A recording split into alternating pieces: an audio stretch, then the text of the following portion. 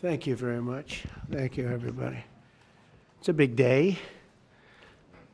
Should be fun. I don't know. You'll maybe find reasons why it's not, but I can't imagine because we have a lot of great things happening. It's been a very strong week and a very strong weekend. Before we begin, let me say a few words about the historic events that took place over the last few days. On Saturday, my administration helped broker a full and immediate ceasefire, I think a permanent one, between India and Pakistan, ending a dangerous conflict of two nations with lots of nuclear weapons.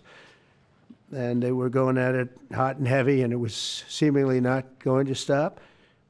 And I'm very proud to let you know that the leadership of India and Pakistan was unwavering, powerful, but unwavering in both cases, and having these, they really were, from the standpoint of having the strength and the wisdom and fortitude to fully know and to understand the gravity of the situation. And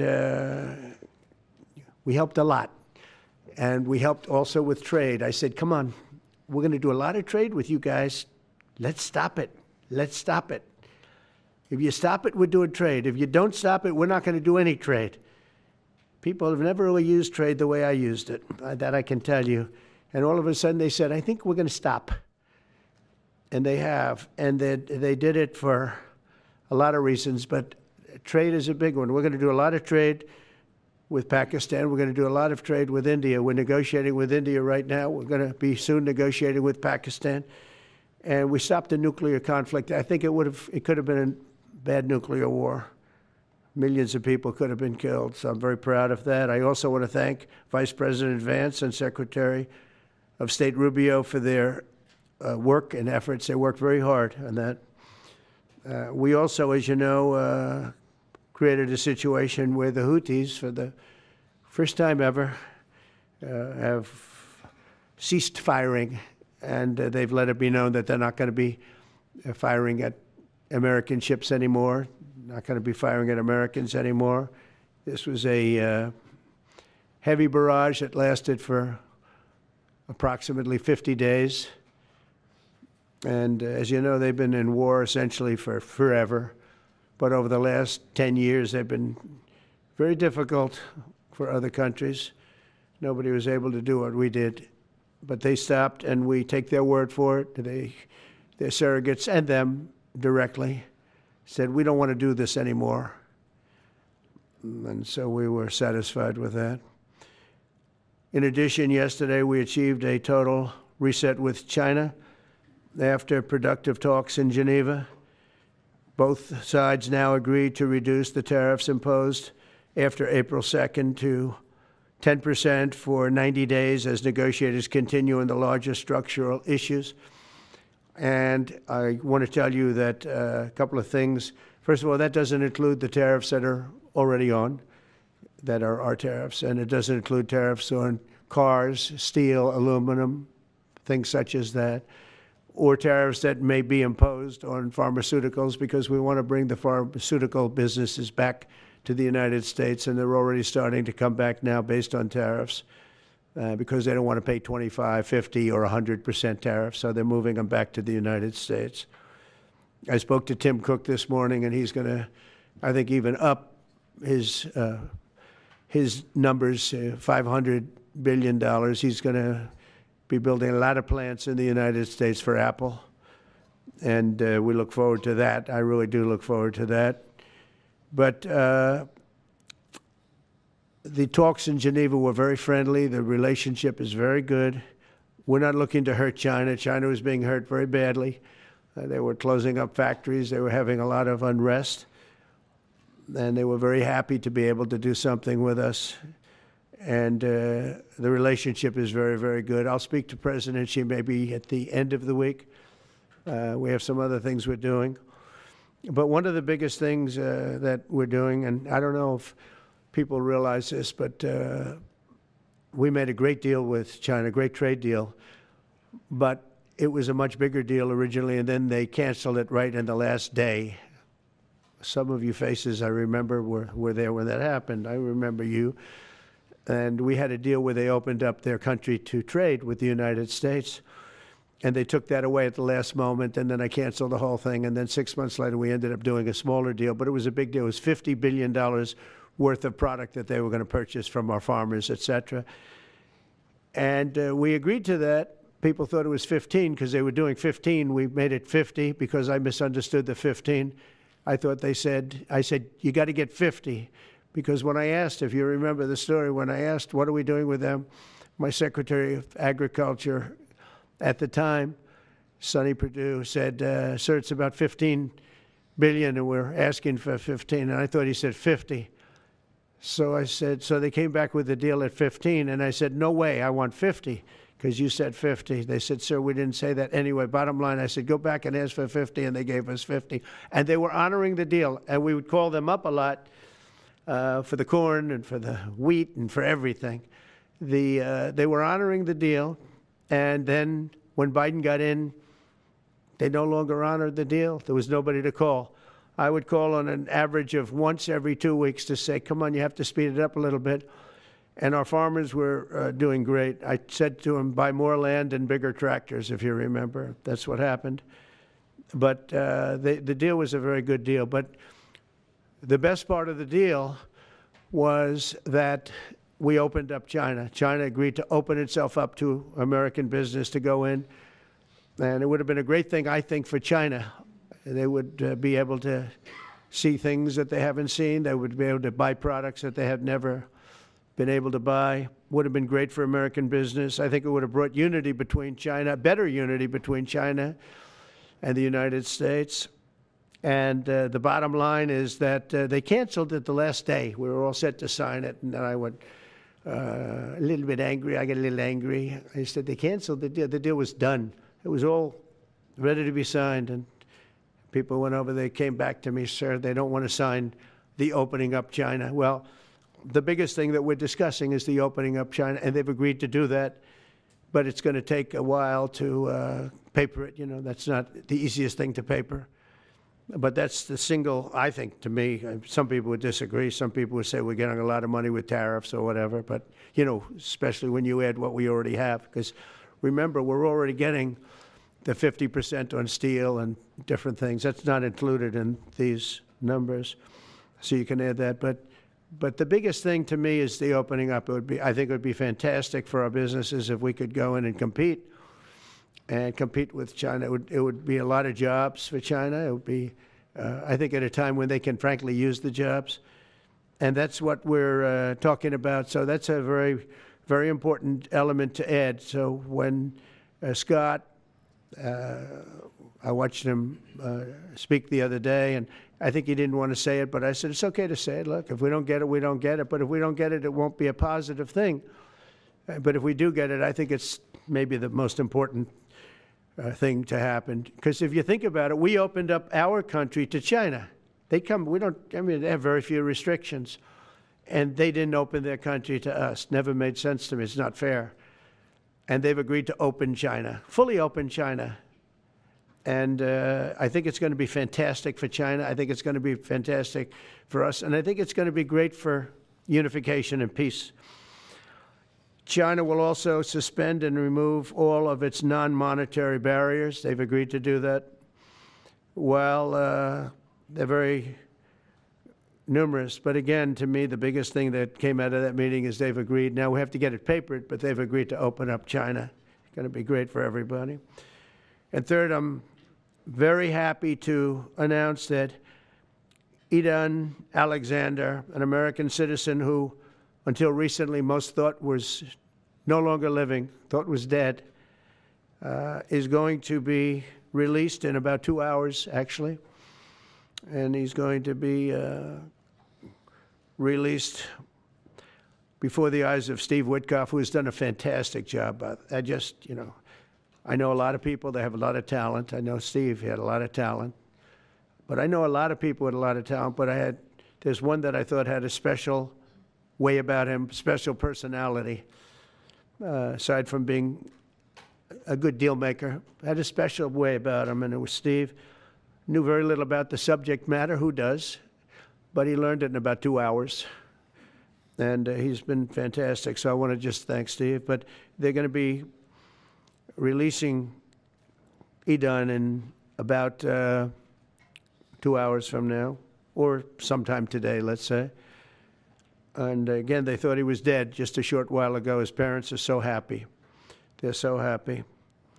So it's, as you know, Idan's the only American citizen who's captured and held hostage by Hamas since October 7th, 2023. And he's coming home to his parents, which is really great news. I mean, to me, it's big news. They thought he was dead. So that's that. So we'll be heading there, and we'll be seeing 3 primary countries. You know all about that: Saudi Arabia, UAE, Qatar. On Thursday's meeting with Russia and Ukraine is very important. I was very insistent that that meeting take place. I think good things can come out of that meeting. Stop the bloodshed of the horrible. It's a bloodbath.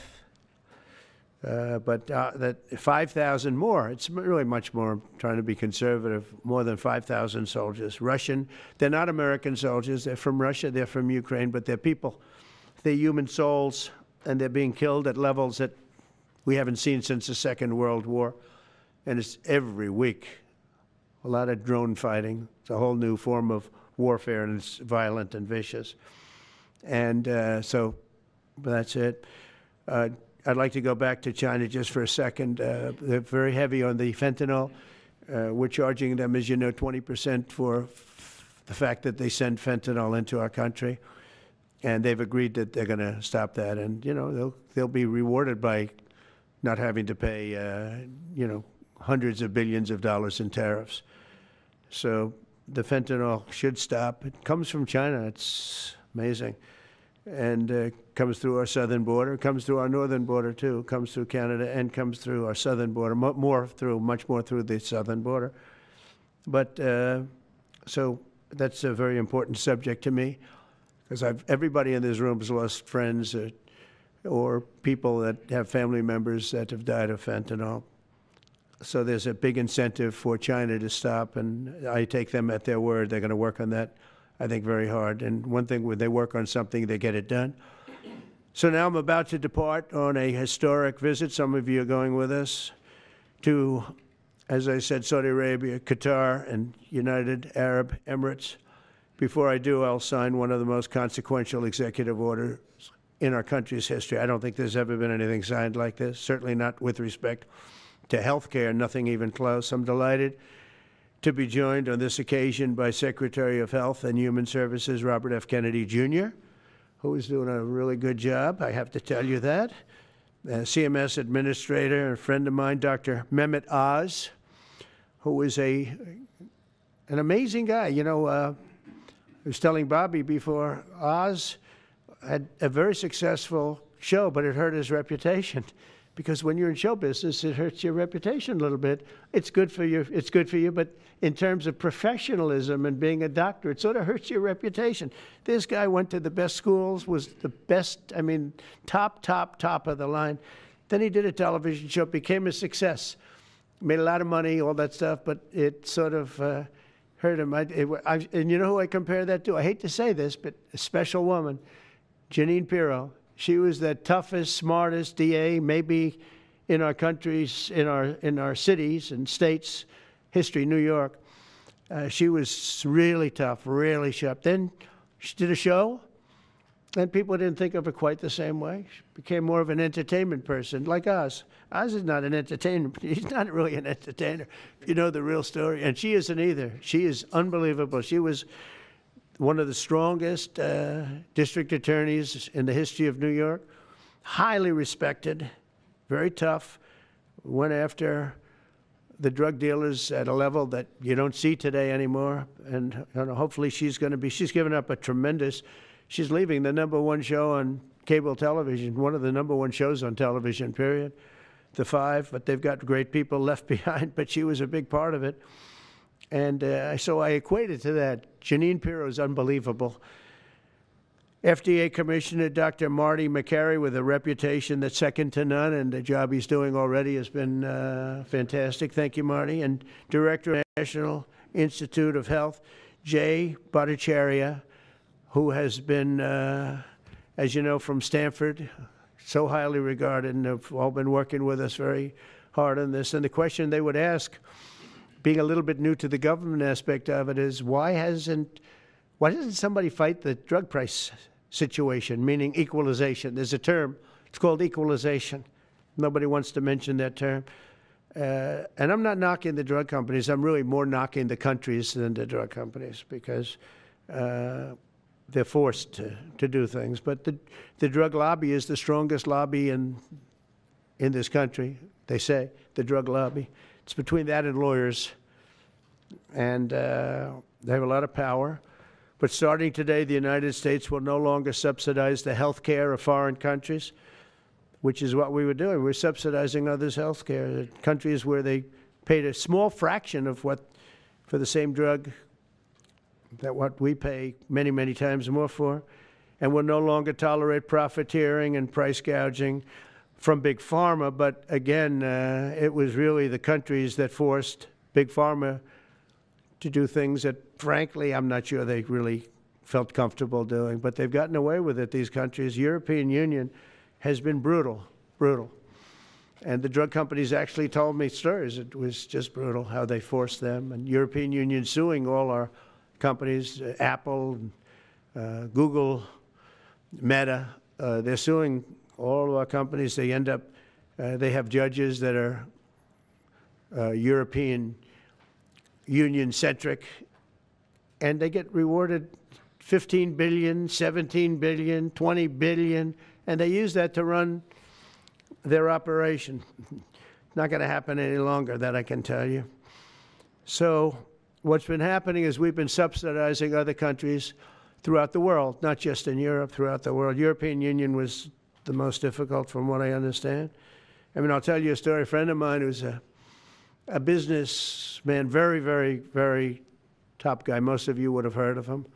A highly neurotic, brilliant businessman, seriously overweight, and he takes the fat shot drug.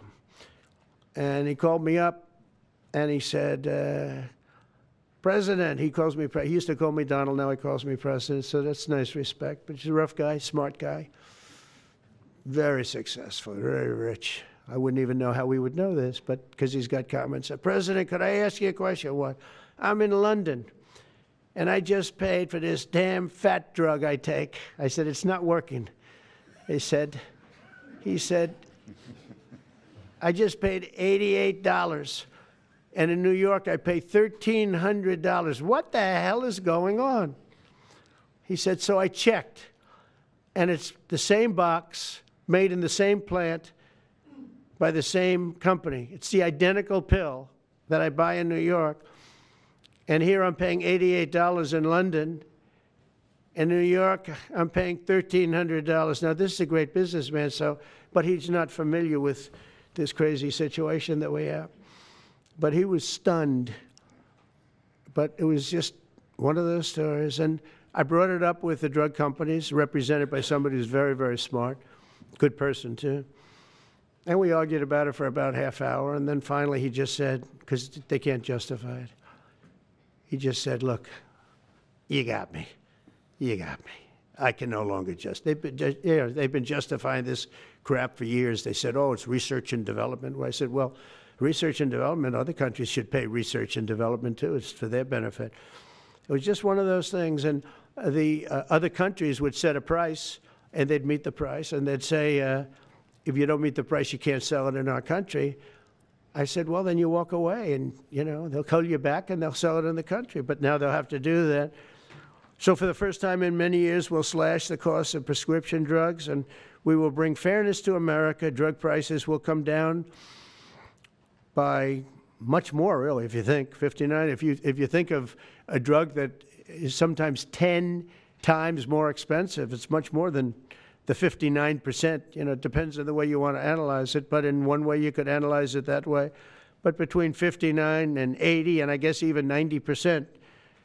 So when I worked so hard in the first term, and if I got prices down, remember I was the only one to ever get prices down for a full year, but I'd get them down like 2%, and I thought it was like a big deal. Well, we're getting them down 60, 70, 80, 90%, but actually more than that if you think about it in the way mathematically.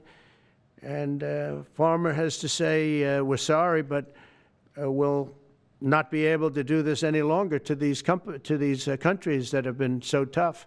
They've been very tough, nasty. It's trade. It's trade. And pharma is also very powerful. And the Democrats have protected pharma. The Democrats, this is the Democrats have protected pharma. These are the Democrats. And by the way, I just called the Speaker of the House, and I just called the leader, our leader in the Senate, John Thune, Mike Johnson. Spoke to both of them. I said, when you score, you're going to have to score two things. You're going to have to, number one, score that hundreds of billions of dollars of tariff money is coming in. But even bigger than that, you're going to have to score that your cost for Medicaid and Medicare and just basically pharmaceuticals and drugs is going down at a level that nobody has ever seen before. It'll pay for the Golden Dome. I see the Golden Dome is there, see? That'll easily pay for the Golden Dome. And we'll have a lot of money left over. We need the Golden Dome, by the way, in this world. Although this world's a lot safer today than it was a week ago, and a lot safer than it was 6 months ago. We had people that had no clue what they were doing. So today, Americans spend 70% more for prescription drugs than we spent in the year 2000. Think of that. Our country has the highest drug prices anywhere in the world by sometimes a factor of 5, 6, 7, 8 times.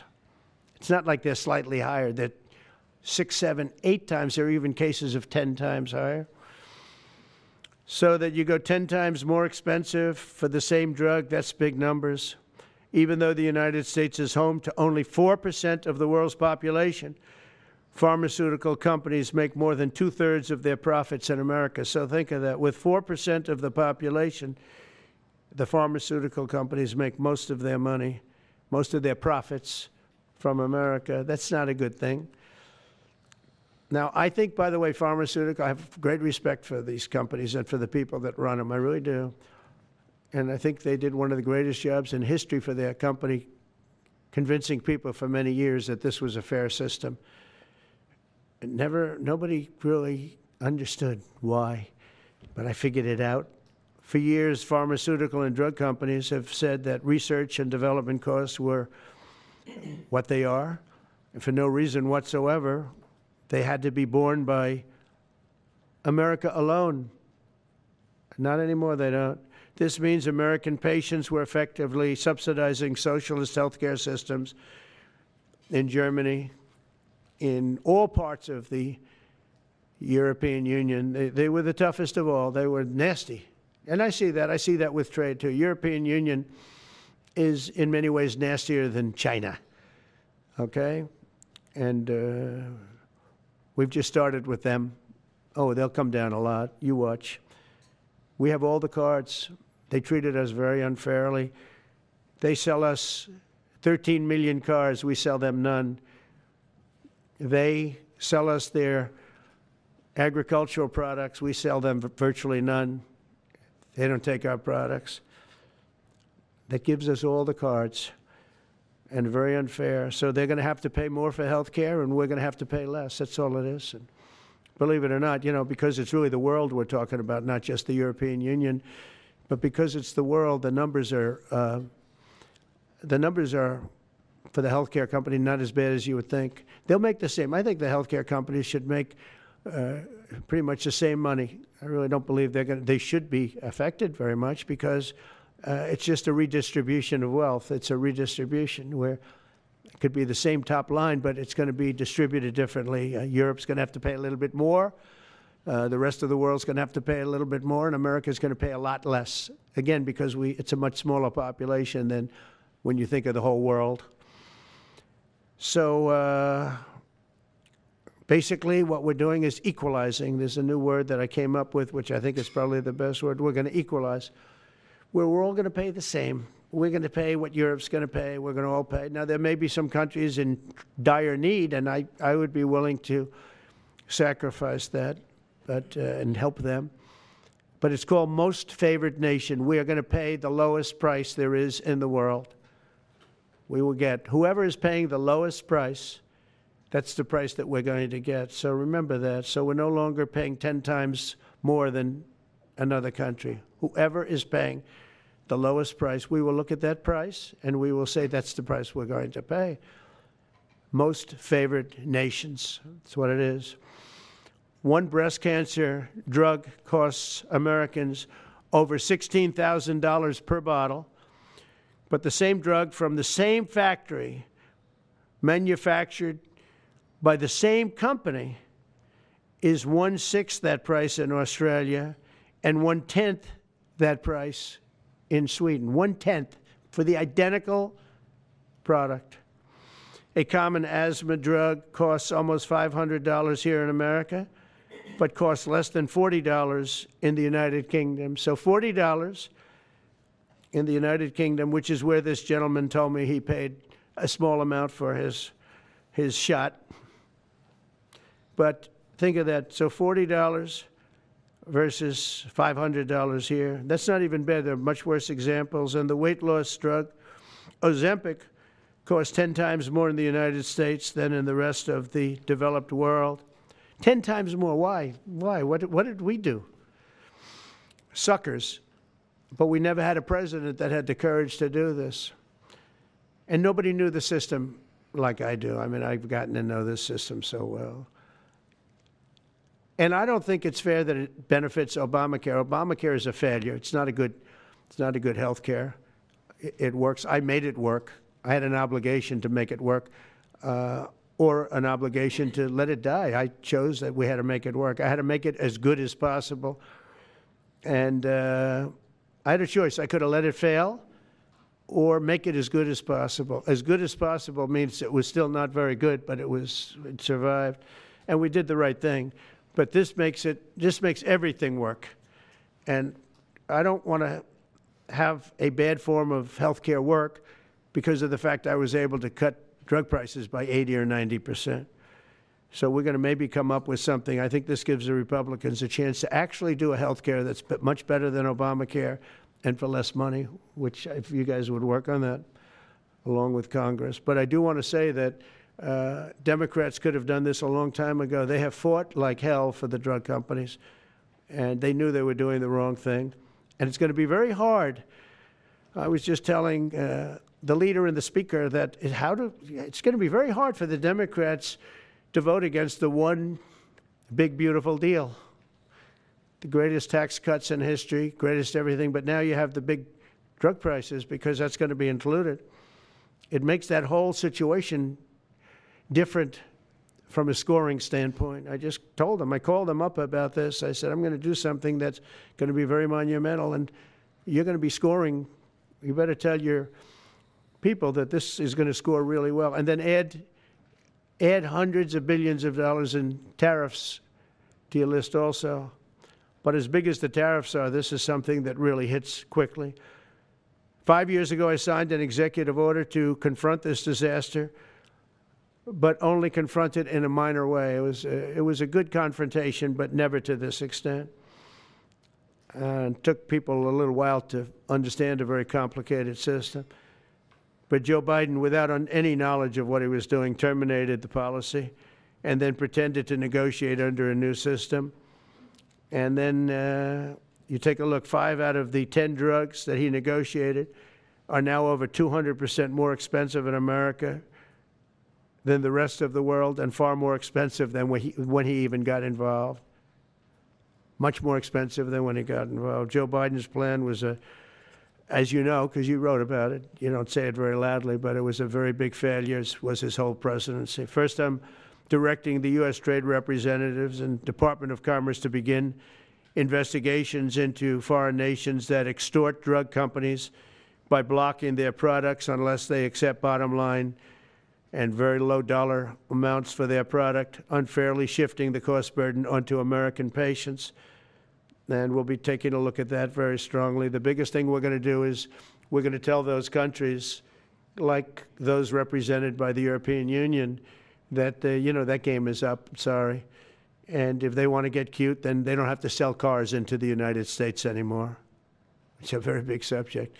And they won't get cute, because I'll defend the drug companies from that standpoint. They were given a price by the European unions and other countries. This is what you do. This is what we're going to pay. We're not going to pay any more. Let America pay the difference, because there was a big shortfall. Let America pay it. And that's what we did, but we're not doing it anymore. Next, my administration will secure what we're calling most favored nations drug pricing. The principle is simple. Whatever the lowest price paid for a drug in other developed countries, that is the price that Americans will pay. And we're using the term other developed countries because there are some countries that need some additional help, and that's fine. I think that's very good. Some prescription drug and pharmaceutical prices will be reduced almost immediately by 50 to 80 to 90%. Big Pharma will either abide by this principle voluntarily or will use the power of the federal government to ensure that we are paying the same price as other countries. To accelerate these price restrictions and reductions, my administration will also cut out the middlemen. We're going to totally cut out the famous middlemen. Nobody knows who they are, middlemen. I've been hearing the term for 25 years, middlemen. I don't know who they are, but they're rich. That I can tell you. We're going to cut out the middlemen and facilitate the direct sale of drugs at the most favored nation price directly to the American citizen. So we're cutting out, Bobby, the middlemen. It's so important, right? You got to do that. They're worse than the drug companies. They don't even make a product, and they make a fortune. It's very smart business people, that I can tell you. If companies make no significant progress toward most favored nation pricing, which we will insist that they do, so I think I'm wasting time talking about it. We're going to insist upon it. And we'll insist, and we're going to help the drug companies with the other nations, because those other nations do a lot of trading with us. They need our trade, just like China needed us very badly. They need us just as badly. We will do whatever we have to with trade, just like we did some great things with trade with India and Pakistan. It really helped the situation, very heated situation. Could have lost millions of people, more than millions, I mean, many millions of people. And they want to do business with America, but we never used our powers that way. We never knew how. We never had people that knew how to do that. We'll also open up America's market to safe and legal imports of affordable drugs from other countries, putting dramatic downward pressure on prices. And if necessary, we'll investigate the drug companies, and we'll, in particular, investigate the countries that are doing this, and we will add it onto the price that we charge them for doing business in America. In other words, we'll add it onto tariffs if they don't do what is right, which is everybody should equalize. Everybody should pay the same price. And special interests may not like this very much, but the American people will. I am doing this for the American people. I'm doing this against the most powerful lobby in the world, probably the drug lobby, drug and pharmaceutical lobby. But it's one of the most important orders, I think, that's ever been signed, certainly with regard to health care or health in the history of our country, and it's an honor to be a part of it. And I'd like to ask Robert F. Kennedy to say a few words, please. Thank you. Thank you, Mr. President. This is an extraordinary day. This is an issue that, I grew up in the Democratic Party, and every major Democratic leader for 20 years has been making this promise to the American people. This was the fulcrum of Bernie Sanders' runs for presidency, that he was going to eliminate this discrepancy between Europe and the United States. But as it turns out, none of them were doing it. It's one of these promises that politicians make to their constituents, knowing that they'll never have to do it. And the reason they'll never have to do it is because they know that Congress is controlled in so many ways by the pharmaceutical industry. There's at least one pharmaceutical lobbyist for every congressman, every senator on Capitol Hill, and every member of the Supreme Court. By some estimates, 3. Pharmaceutical companies, the industry itself, spends 3 times what the next largest lobbyist spends on lobbying. So this was an issue that people talked about, but nobody wanted to do anything because it was radioactive. They knew you couldn't get it by Congress. We now have a president who is a man of his word, who has the courage. President Trump was taking money from the pharmaceutical industry too. I think they gave you $100 million. Yeah. But he can't be bought, unlike most of the politicians in this country. And he is standing here for the American people. I don't know what, there's writers like Lord Elizabeth Warren or Robert Reich who are saying that President Trump is on this side of the oligarchs. There has never been a president more willing to stand up to the oligarchs than President Donald Trump. And I'm very, very proud of you, Mr. President, for your courage, I'll say, because I don't want to be crude, your intestinal fortitude, your stiff spine, and your willingness to stand up for the American people. We have 4.2% of the world's population. Our country represents 75% of the revenues for pharmaceutical companies. We spend in our country $1,126 per capita on drugs. In Britain, they spend about $240. They spend 1/5 of what we do. And this is true across Europe. And the drug companies, Europeans, if you ask them, it made no sense what they were saying. America has to pay for this innovation or it's not going to happen. What President Trump is saying to our European partners is you've got to raise the amount that you're paying for those drugs and pay for your share of the innovation. That the United States is no longer subsidizing that. If the Europeans raise the price of their drugs by just 20%, that is $10 trillion that can be spent on innovation, and the health of all people all across the globe is going to increase because we're going to have better products. So I'm just so grateful to be here today. I never thought that this would happen in my lifetime.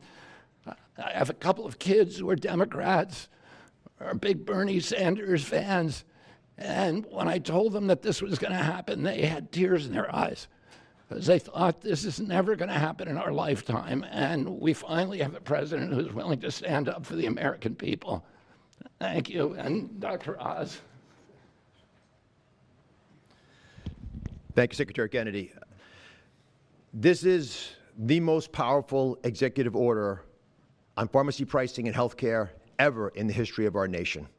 And it's only happening because we have a president with the fortitude, the guts to stand up to the withering criticism and lobbying that's going to occur as soon as folks hear about the executive order. So on behalf of the child in Philadelphia who's got an autoimmune disease with a $1,000 a month drug, or the older woman in Los Angeles who's on a blood thinner who can't afford her copay, I want to thank President Trump. God bless you for having the guts to take on this industry. Thank you, sir. Thank you very much. So let's talk about the details a little bit. And this is primarily about equalization, as President Trump said. It's about fairness.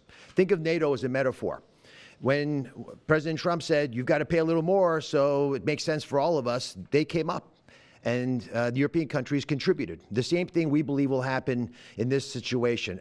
Most people who have thought about this process agree that it is patently unfair to tolerate the numbers that Secretary Kennedy and President Trump have reflected to you. On this chart to my left is a list of the 10 drugs that were negotiated in the IRA. Again, this is the bill, the law, that regulates a negotiation process. This is the best price that was able to be obtained by the Biden administration. And if you look at these numbers, they actually reflect how much on top of the most favored nation price was being paid by the United States. So the closest to me, and Bob, you can point to the Jardiance, the closest one, 289%, the one that's closest to you. That means that we are paying in America 4 times more than that drug costs in other countries. Again, 100% is the baseline. It's 289% above that baseline. It goes all the way down to when we're paying 50% more than any other country. That's the range.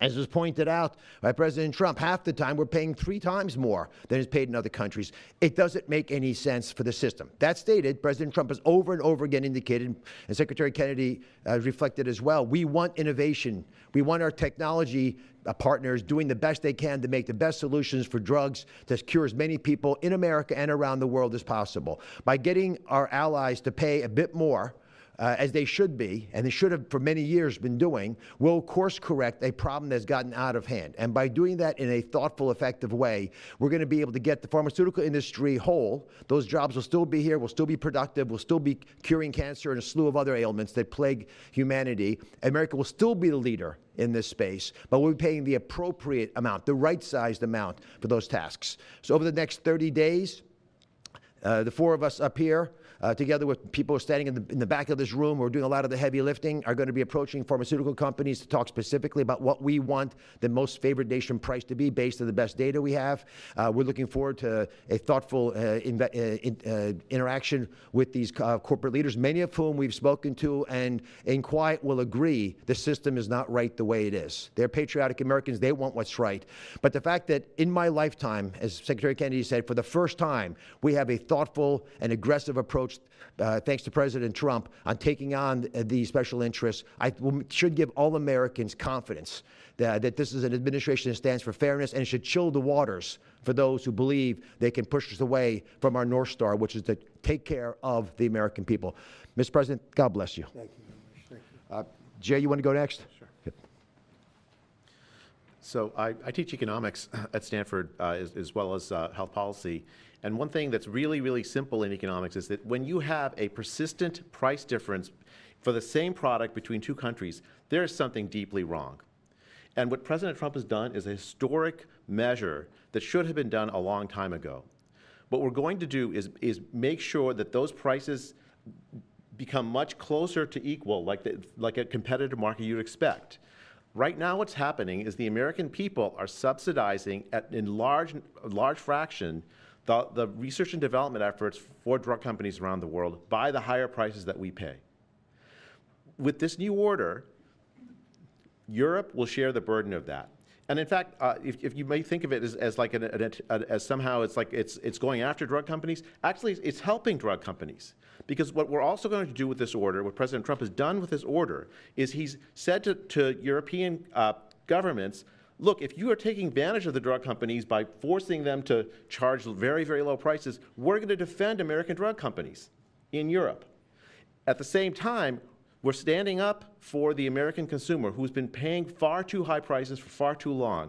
I can go back decades to point to congressional reports after government report after government report of tremendously high drug prices, much higher than the rest of the world, and nothing has been done about it until this moment. And I'm really, really proud, President Trump, that you've done this. I'm really proud to be included in this and looking forward to the work ahead. Thank you, Jay. Great. All right. Thank you, Mr. President. On behalf of the many doctors I've talked to about this very issue, thank you for taking the bull by the horns. Presidents on both sides of the aisle have talked about this and floated it and said they've wanted to do it, so you've had the courage to do it. Thank you. I've been a surgical oncologist at Johns Hopkins for 22 years, and I have seen patients suffer.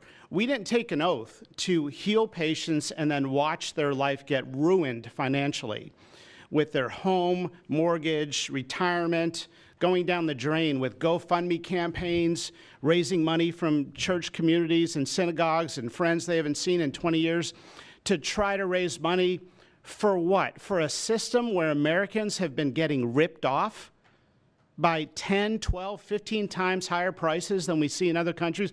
The fundamental problem in healthcare is that we've had non-competitive markets.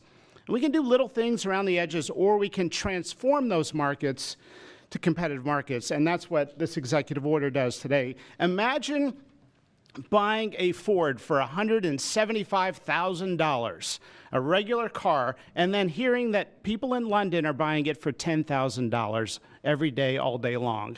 That is the craziness of this system. We're going to do everything we can at the FDA to support this executive order. It's transformative. Thank you, Mr. President. Thank you. Thank you very much.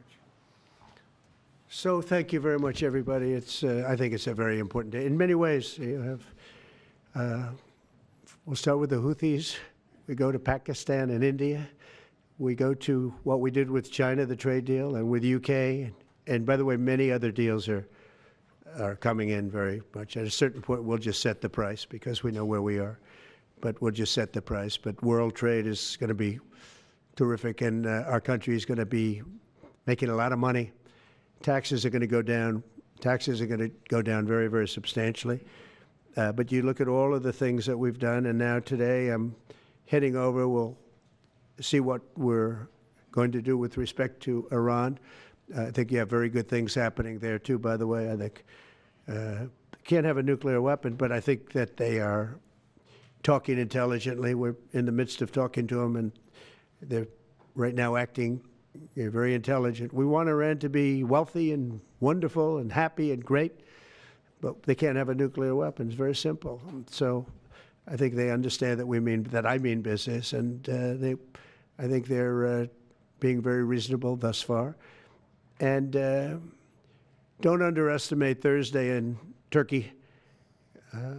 President Erdogan is going to be a great host, and we are doing some work with him having to do with Syria, too, by the way. We're going to have to make a decision on the sanctions, which we may very well relieve. We may take them off of Syria because we want to give them a fresh start.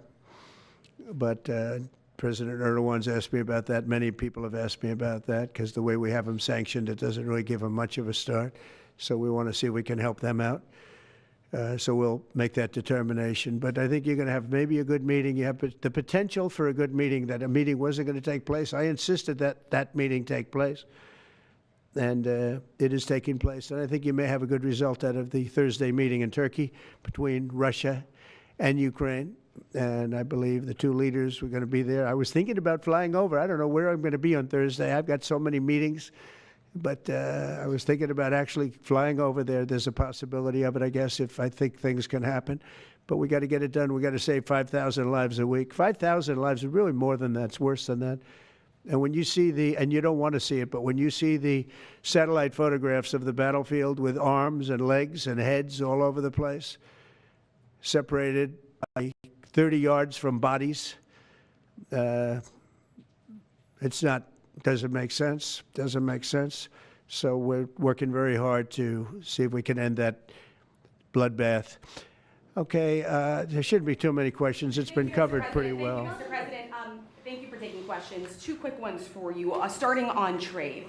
If a longer-term deal is not reached with China at the end of these 90 days, can the American people expect those tariffs to go back up to 145%? No, but they would go up substantially higher.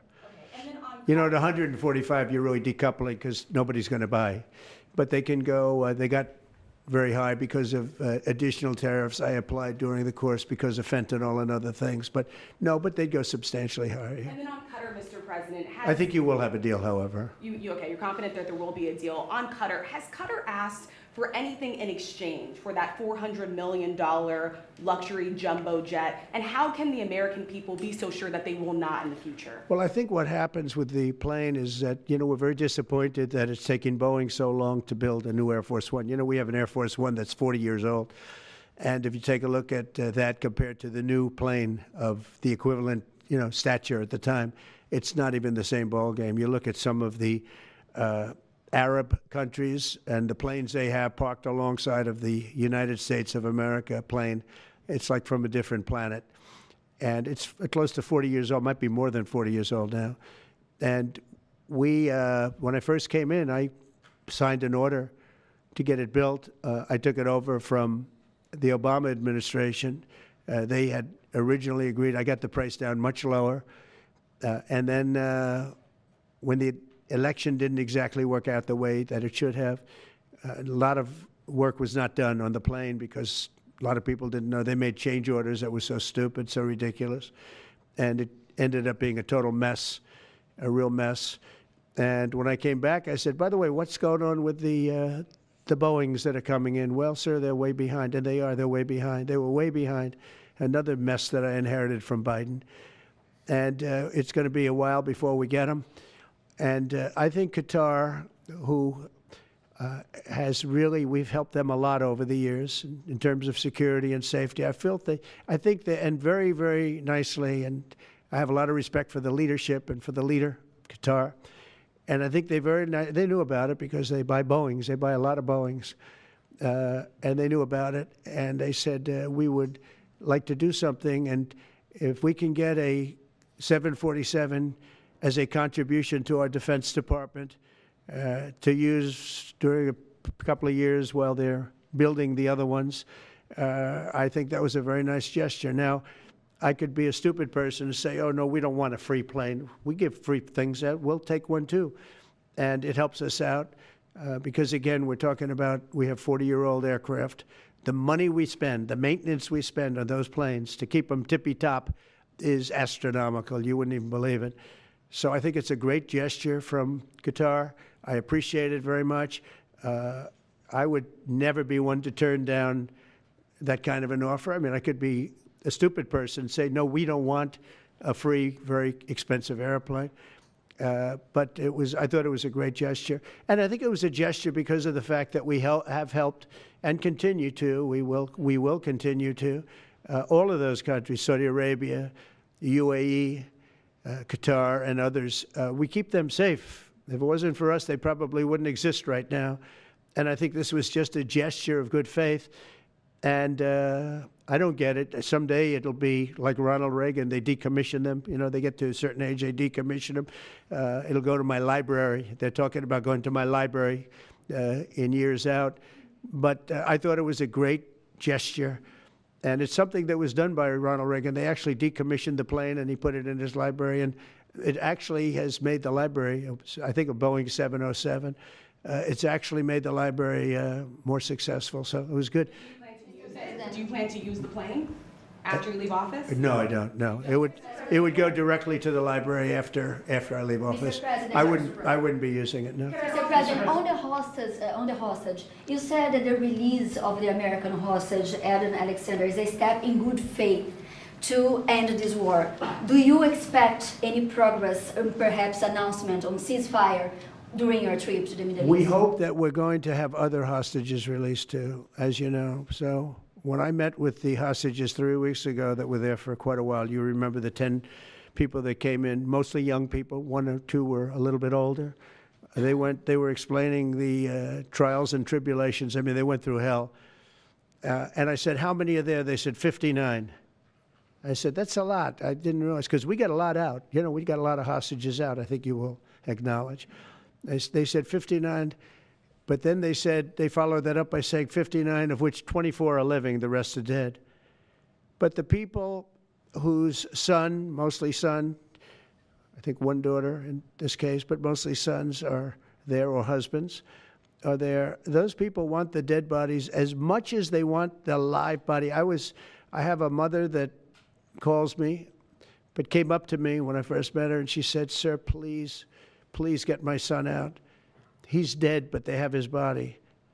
And I asked her about that, and it's as though he were alive. The level of wanting that body back is the same. It couldn't be any more, as though he were alive. So, you know, getting the bodies back is very important. That could be a thing having to do with the religion. It could be same. I was amazed at the level of importance. It's the same as if the son or husband or whatever was alive.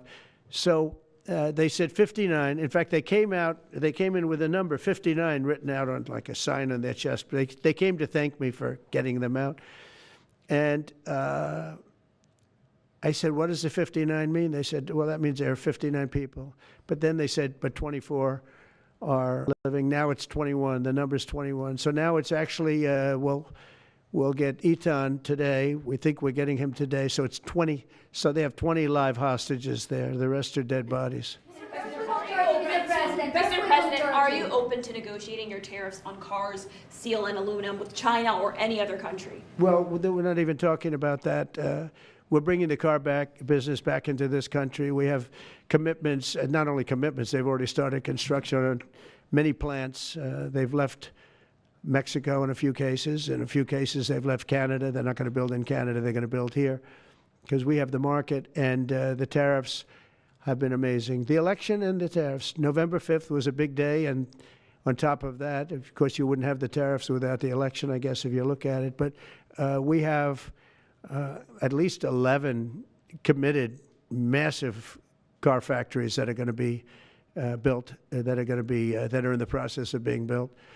And some are going through, some have actually started. We also have renovations of existing factories where they weren't utilizing the full factory from years gone by, and now they're under full renovation. They'll be opening up full factories in a very short period of time. Our car industry is, I think we're going to have the #1 industry. You know, if you look at Japan and these others, they do tremendously with cars, and they can do that too. But you know, if they want to sell cars in the United States, they're going to have to build factories in the United States, because I'm interested in cars for the United States. Now, one other thing is, in our tax bill, we're giving not only no tax on tips, no tax on Social Security, no tax on overtime, but also we're going to get a deduction for people that borrow money to buy a car if it's made in America. If it's not, we have no interest. A meeting between President Putin as well as President Zelensky. If President Putin doesn't show up to these talks in person in Turkey, will you join Europe in putting higher sanctions on Russia? If I felt it would be important toward getting the deal done, I'm the one that insisted on the meeting. They couldn't get a meeting because one said ceasefire, one said no ceasefire, was going back and forth. I said, look, at this point, we got to stop it. Just go to the meeting. The meeting's been set. Go to the meeting on Thursday. And if I thought it would be helpful, I don't know where I'm going to be at that particular point. I'll be someplace in the Middle East, but I would fly there if I thought it would be helpful. Yeah, please. Back to refugees. I want to ask you about South African refugees. Dozens of Afrikaners who claim discrimination in their home country are heading to the United States, right, where your administration is going to welcome them as refugees. Now, this comes as you've halted virtually all refugee admissions for people fleeing famine and war from countries like Sudan and the Democratic Republic of Congo. Why are you creating an expedited path into the country for Afrikaners but not others? Because they're being killed, and we don't want to see people be killed. Now, South Africa leadership is coming to see me, I understand, sometime next week. And, you know, we're supposed to have I guess a G20 meeting there or something, but we're having a G20 meeting. I don't know how we can go unless that situation's taken care of, but it's a genocide that's taking place that you people don't want to write about, but it's a terrible thing that's taking place, and farmers are being killed. They happen to be white, but whether they're white or black makes no difference to me, but white farmers are being brutally killed, and their land is being confiscated in South Africa, and the newspapers and the media, television media doesn't even talk about it. If it were the other way around, they'd talk about it. That would be the only story they'd talk about. And I don't care who they are. I don't care about their race, their color. I don't care about their height, their weight. I don't care about anything. I just know that what's happening is terrible. I have people that live in South Africa. They say it's a terrible situation taking place. So we've essentially extended citizenship to those people to escape from that violence and come here. Yeah. Please. Mr. President, thank you. Are you letting China off the hook for these 90 days, and do you really believe that they will follow through with non-tariff barriers and remove those? Non-monetary tariffs, yeah. Yeah, I think they're going to follow through. I think they want it very badly. I think they want the deal very badly. Again, this doesn't include the steel tariffs that I put on a long time ago that Biden tried to get off, but he couldn't get them off because it was too much money. You know, I took in hundreds of billions of dollars from China, what a lot of people don't know, but we put on the tariffs originally. And if I didn't do that, we wouldn't have a steel industry today. Now we have a thriving steel industry. It'll be thriving much more with what we're doing because this is the next level. But it doesn't include that, doesn't include cars, doesn't include pharmaceuticals when we do that. And the reason we're doing that will be to get them to come back in the country. You know, there are, again, I always say it because a lot of people forget, but if a company like Eli Lilly, which is making a massive investment in the United States right now. They're building many, many plants. They've already started like 7 of them, many plants, but they are not going to be tariffed. There's no tariff cost. So they're all doing that. They're all coming back to the United States. I mean, I'll tell you what, I hope I get the benefit of watching this because, as president, because, you know, it takes a little while to do this stuff. And we're doing it early in the administration. if you think of it, we have, I believe, if you look at the real total, it's over $10 trillion committed for plants and factories. Other administrations haven't had $1 trillion over a 4-year period, even over an 8-year period. We have over $10 trillion committed in one form or the other over 2 months. Give me a break. I'm here to hear 3, but let's give me a break on the first month. We want to get acclimated. But, you know, but if you think about it, it's really 2 months. And so in 2 months, we have an investment already of over $10 trillion. And other presidents haven't had that done over a year, over 4 years in some cases. It's unprecedented. There's never been anything like it. It's a very exciting time in America. Thank you very much, everybody. Thank you. Who's in charge of the budget bill while you're gone, sir? Mr. President, are you ready to impose sanctions on Russia if Putin doesn't agree with the 30-day ceasefire? I have a feeling they're going to agree. I do. I have a feeling. And we see other countries, Let's see what happens. no European countries involved, Mr. President, in the negotiations. The budget bill negotiations are taking place. Who in your administration is in charge of that while you're gone? Is it Everybody. Vance, Bobby, Wesson? from the standpoint of medical, this group behind me, I mean, I think it's the best group ever assembled in terms of medical. I think you're going to see a tremendous cut. I don't think. I mean, I know you're going to see it in Medicaid and Medicare. That cut will be massive because drugs are 50-60% of the cost. So Medicaid costs are going down and Medicare costs are going down because of what we're doing today. And there's no, it's not like, oh, gee, well, maybe it won't happen. It's going to happen because the other countries have no choice. Now, the drug companies are going to have to say, listen, if you don't pay more, we're not going to give you the drug, and they're willing to do that. So that's it. They have to, we have to equalize. Mr. President, what is Mr. Price controls? Say it. How do you respond to the fact that this? It's not price control. No, no. What was price control is before. If you want to talk about price control, is what they were doing. They were making us pay. They set a price, and they said, "Here's what we're going to pay, and anything else charge America." Because at that time they had a very stupid president, and it really went crazy during the last 4 years. And remember this, the Democrats are the ones that allowed this to happen. They were the ones that were the protector of this pricing system. And I think it's going to be very hard. You'll have to ask Democrats, are they going to vote against the one great, big, beautiful deal that's being negotiated now, tax cuts, etc., when now on top of the tax cuts and regulation cuts, all the things, now you're going to say that the price of your medicine is going down by 60, 70, 80%.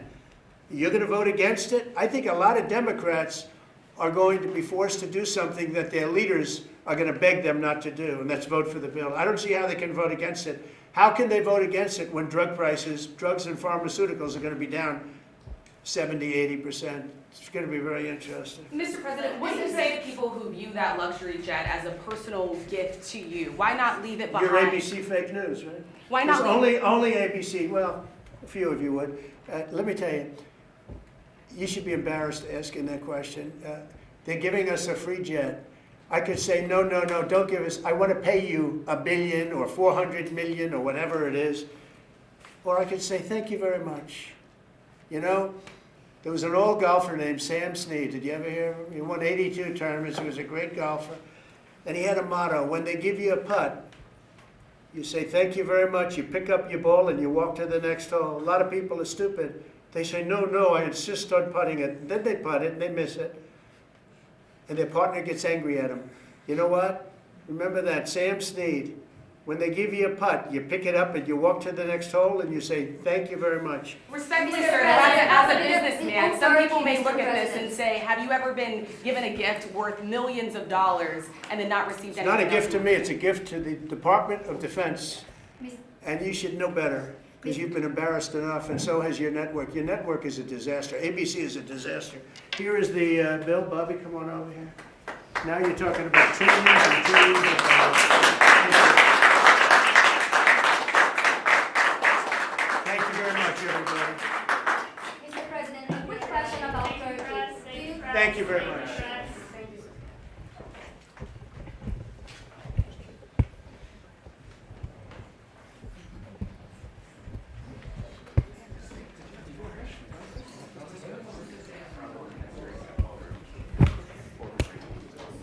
So much more.